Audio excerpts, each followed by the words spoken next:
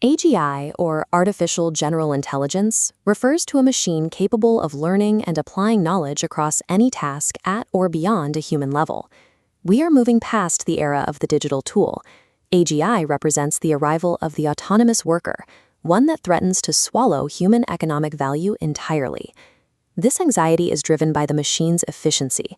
AI operates with superior speed, perfect accuracy, and a near-zero marginal cost. Marginal cost is the expense of producing one additional unit of a good or service. If a machine can execute every task for essentially the price of electricity, the logic suggests total human economic obsolescence. For the engineers and developers building these systems, this intuition feels unassailable. They look at the benchmarks and see a trajectory that inevitably leads to zero demand for human labor. However, this assumption violates neoclassical economic laws and misapplies the concept of absolute advantage. Absolute advantage is the ability of one party to produce more of a good or service than competitors using the same amount of resources. Even a universally superior AI system, one that is better than us at everything, mathematically requires human participation to maximize its own output. Disruptive technology follows a specific pattern. It replaces human physical effort in targeted sectors to increase overall efficiency. The internal combustion engine provided an absolute advantage in transportation. The automobile did not simply compete with horse-drawn labor, it replaced that entire system of travel and the jobs that supported it. We saw the same shift in agriculture. Before the Industrial Revolution, most of the population had to work the land to prevent starvation. The arrival of the mechanized tractor changed the requirements of survival.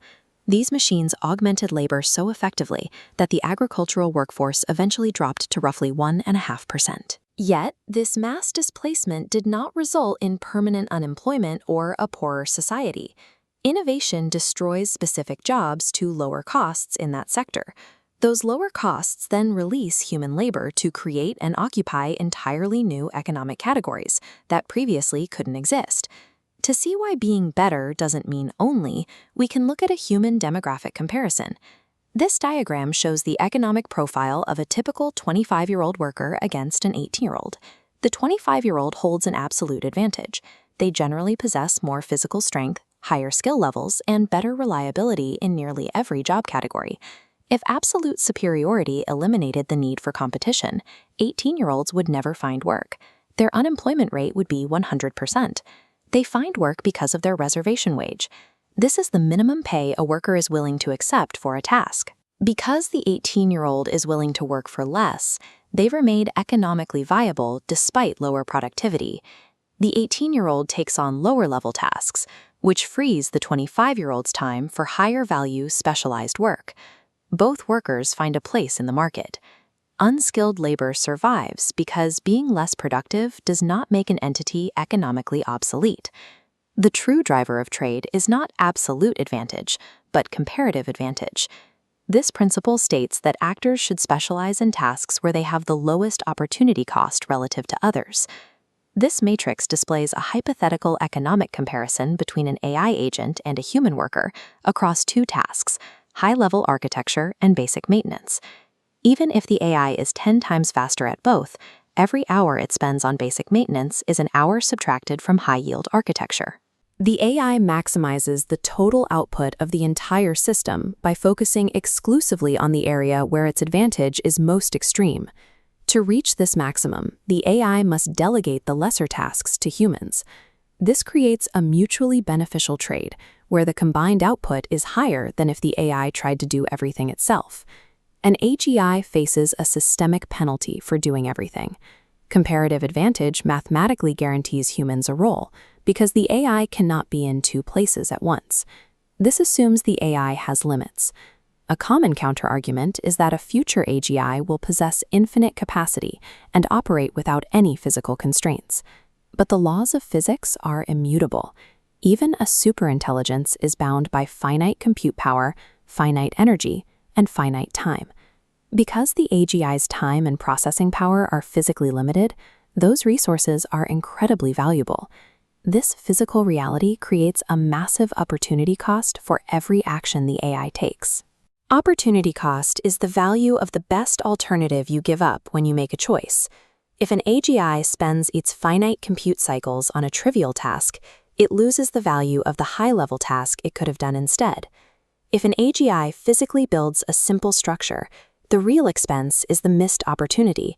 That system sacrifices whatever groundbreaking scientific discovery it could have generated in those same compute cycles. Physical scarcity forces the AGI to be an economic rationalist. It must leave lower-value labor to humans to avoid the massive opportunity cost of doing it itself. But what if the AGI chooses force over trade? Why wouldn't a super-intelligent system simply enslave or exterminate humanity to secure resources? If we look at coercion through a strictly macroeconomic lens, ignoring morality to focus on return on investment, the strategy fails. Coercion is expensive. It requires a massive, continuous allocation of resources for monitoring, physical enforcement, and preventing rebellion. Forced labor is unproductive. Coerced workers mathematically only produce the minimum required to avoid punishment. They have no incentive to innovate or improve efficiency. This flowchart compares coercion to voluntary trade. In a voluntary system, free agents naturally optimize their own productivity without any external enforcement costs. A hyper-rational AI will recognize that voluntary trade is the mathematically superior strategy for extracting value from the world. The most efficient way for an AGI to achieve its goals is not extermination. It is signing mutually beneficial contracts with humans. While the model guarantees a role for humans, localized displacement is inevitable. Certain specialized jobs will be lost to AI systems.